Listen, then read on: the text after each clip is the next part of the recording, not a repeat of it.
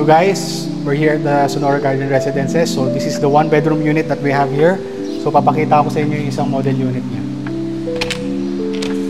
So pagpasok natin, makikita natin yung itsura niya. So this is the turnover finishes that we're going to have kapag ma-turnover na sa atin. And guys, this is the kitchen area. So this is the granite countertop finish that we have. So makikita naman natin dito na napaka-generous sa cabinets ni DMCI Homes. So all cabinets here are soft close system, and we also have drawers. So pwede natin lagay mga utensils and other kitchen stuffs. And on this area, this is the bathroom and toilet area. So yan, included na yan. Lahat yan.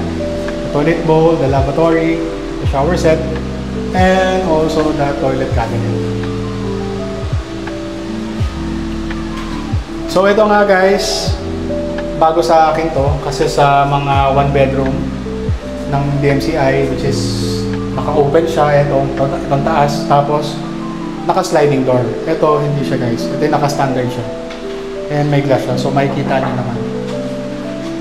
And this is one spacious bedroom area. Actually dito natin lalagay yung living space natin and yung dining area natin. So queen size bed would fit here. So yung provision natin for the aircon is a window type.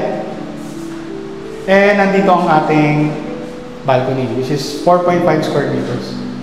And for this unit layout, nakatapat siya sa amenity area, which is napakaganda. So you could also have your coffee nook area there. And guys, ito nga, we still have units here. So kung may mga questions kayo, reservations na gusto nyong gawin, or discussion na gusto nyong mangyari, just feel free to contact me, message me at these contact details. It's Mike PH Property by DMCI Homes. So, kung nasa ibang bansa din kayo, walang problema. I could also do Zoom meeting. Just message me ahead kung ano oras tayo pwede mag-meeting. Kahit anong time zone kayo, pwede ko pong i-accommodate. So, maraming salamat guys, and have a great day ahead, and God bless, and ciao!